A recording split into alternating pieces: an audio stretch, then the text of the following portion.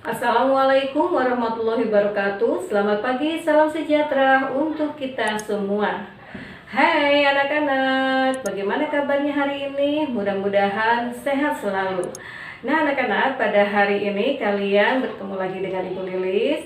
Kita akan belajar yaitu tema 9, subtema 1, pembelajaran 6. Nah sebelum belajar silakan kalian siapkan dulu buku dan alat tulisnya. Tidak lupa kita berdoa bersama. Berdoa dimulai.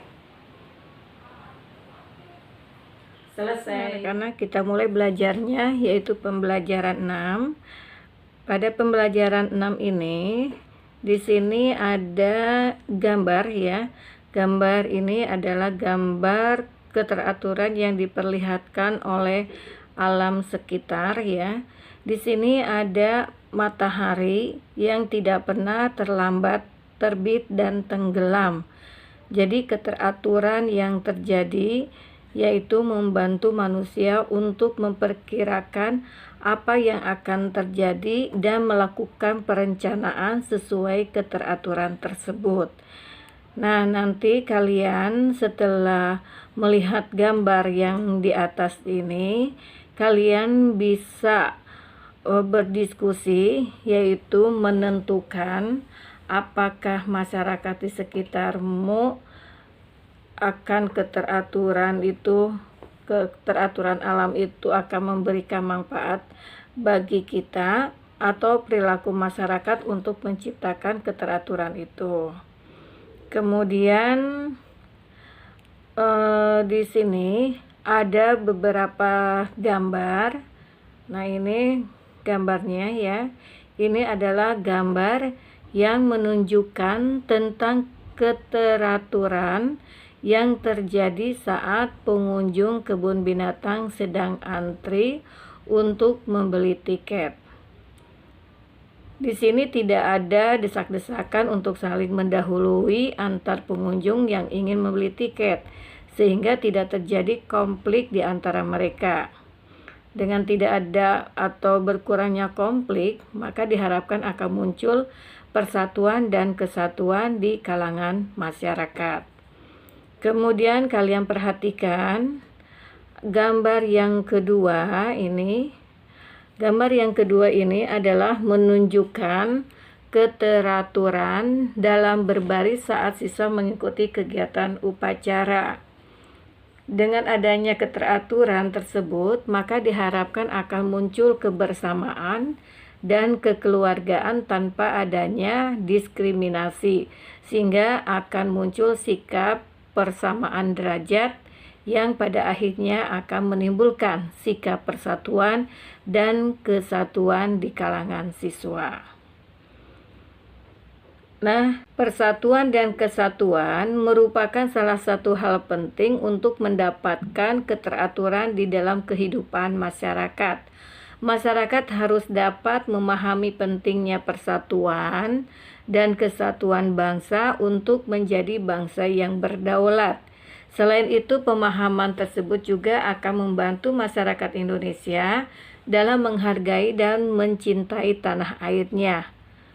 Ada bacaan yaitu yang judulnya tentang pentingnya persatuan dan kesatuan bangsa Indonesia. Nah, kita baca ya.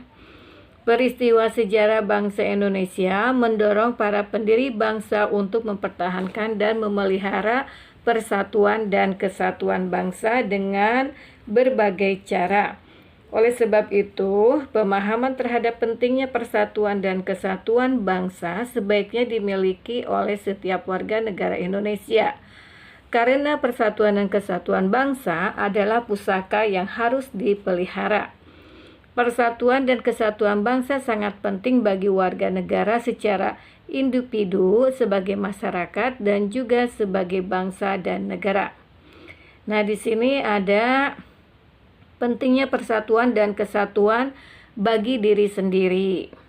Bagi diri sendiri, persatuan dan kesatuan mengandung arti bahwa setiap keinginan dan kepentingan pribadi yang harus disesuaikan dengan mengutamakan kepentingan orang banyak.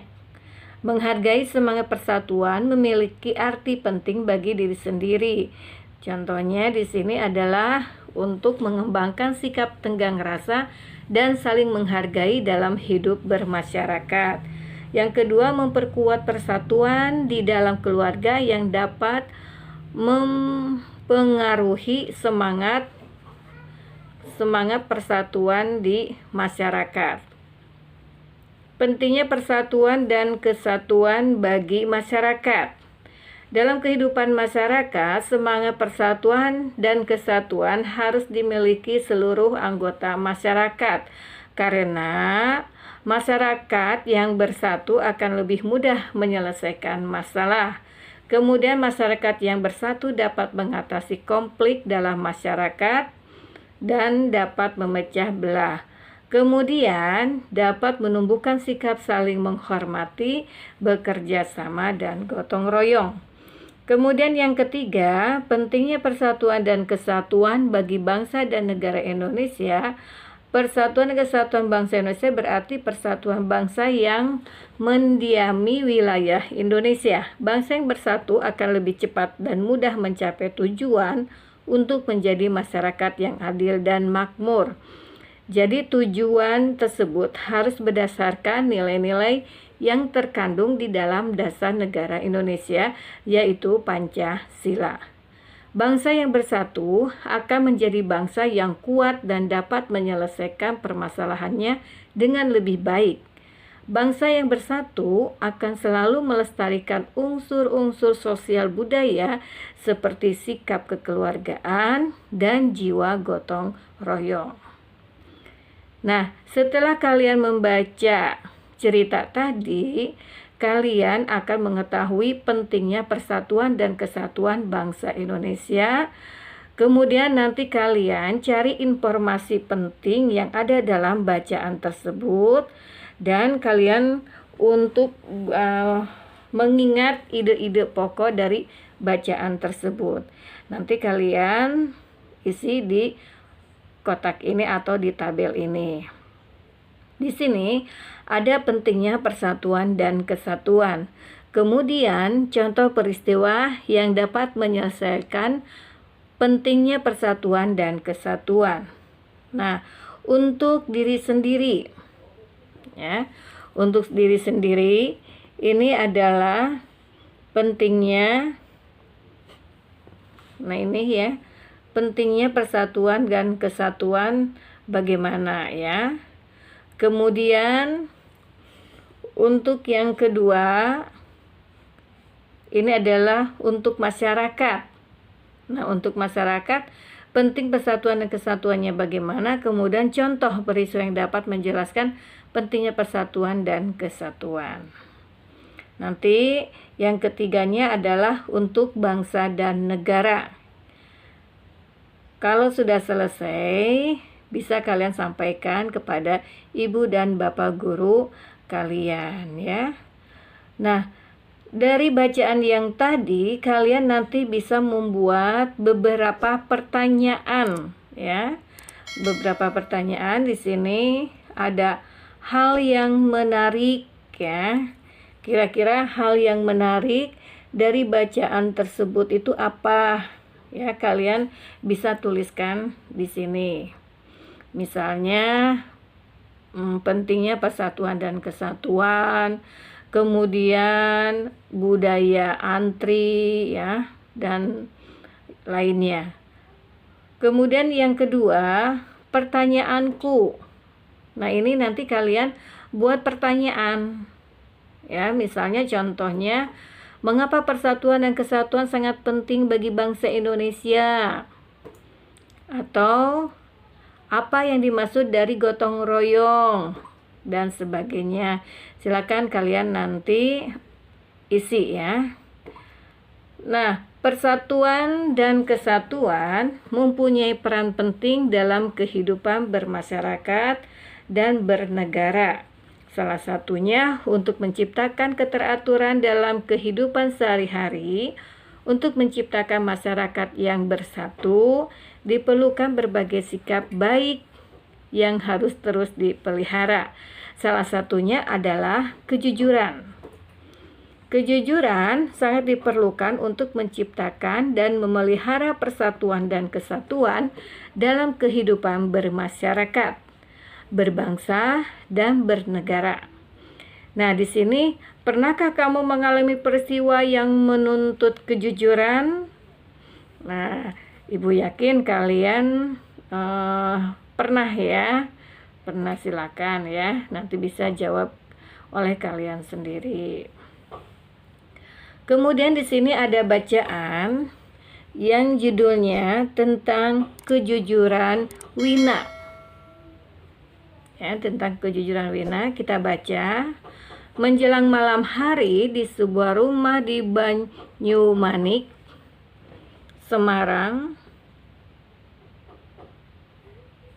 seorang siswa kelas 6 SD, Wina, baru ingat kalau esok pagi harus mengumpulkan tugas menulis cerpen. Wina lalu mencoba mengerjakan tugas itu, namun hanya beberapa kalimat yang berhasil ia selesaikan. Selanjutnya buntu. Pandangan Wina lalu tertuju pada tumpukan majalah di rak buku. Ada beberapa majalah tua koleksi ibunya. Wina tiba-tiba mendapat akal. Ia tahu di majalah itu ada kolom untuk anak-anak yang membuat cerita anak. Wina lalu memilih salah satu cerita. Ia menyalin cerita itu. Esok paginya di kelas, Wina segera mengumpulkan tugasnya kepada Boy, si ketua kelas. Tera, teman sebangkunya, lalu menyapa Wina. "Cerpenmu sudah selesai, Wina?" Sudah Tera," jawab Wina ragu. "Aku menyalin dari majalah tua ibuku, tapi jangan bilang siapa-siapa ya," bisik Wina. Tera berbelalak. "Lah, itu namanya kamu jadi plagiator, Win." "Plagiator?" Wina balik bertanya. "Iya, kamu mencontek karya orang lain, berarti kamu plagiator." "Tapi ini kan hanya untuk tugas sekolah," kilah Wina. "Tetap saja plagiat, Win." "Tidak baik," tegas Tera. Bel masuk jam pelajaran pertama berbunyi. Wina tidak dapat berkonsentrasi sepanjang pelajaran. Ucapan Tera tentang plagiator tadi terus mengusiknya. Nah, nanti silakan kalian teruskan bacanya ya. Di sini ceritanya. Nah, setelah kalian baca cerita tadi, apa pendapatmu tentang cerita tersebut ya? Kemudian apakah dapat mengikuti jalan ceritanya dengan baik? Apakah juga kamu dapat membayangkan watak si tokoh utama? Nah, dalam cerita tadi nanti kalian bisa menuliskan ya dalam paragraf, yaitu judul pengarangnya siapa ini ya, kemudian tokoh utamanya siapa, dan watak dari tokoh utama itu bagaimana, kemudian hal yang mengejutkanmu dari cerita itu apa, hal yang mengejutkanmu dari cerita itu apa, dan hal yang kamu sukai tentang tokoh utama itu apa. Silakan kamu isi. Setelah kamu mengisi tabel tersebut atau diagram, kamu nanti bisa meringkasnya atau menyimpulkan ya isi dari cerita tersebut. Nah, setelah itu baru kalian isi tabel yang ada di sini, yaitu tentang nama tokoh tambahannya siapa, kemudian gambar sesuai imajinasimu ya, dan watak sesuai cerita dan imajinasimu. Silakan kalian isi ya. Nah, di sini nanti kalau sudah selesai bisa kalian sampaikan kepada ibu dan bapak guru kalian ya. Nah, di sini juga ada percakapan antara Siti dan Made. Silakan kalian baca ya percakapan tersebut. Nanti setelah dibaca percakapan tersebut, maka kalian akan mengetahui apa isi dari percakapan tersebut ya. kemudian nanti bisa menyampaikannya dalam diskusi kalian. Nah, anak-anak sekalian, di sini Ibu akan bertanya pada kalian, apakah kamu pernah melihat pelangi? Ya. Kemudian bagaimana terjadinya pelangi? Nah, itu ya. Karena pelangi yang kita lihat itu pelanginya tampaknya indah sekali ya. Nah, dalam pelangi ini kita akan mengingat lagu yang pernah dikarang oleh A.T. Mahmud ya, yang berjudul yaitu Pelangi-Pelangi ya. Nah, pelangi-pelangi di sini yaitu menceritakan tentang keindahan pelangi.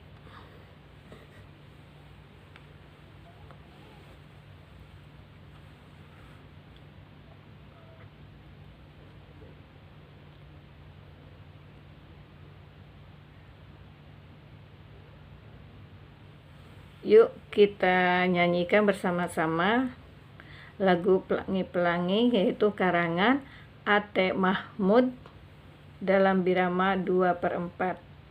Temponya sedang ya.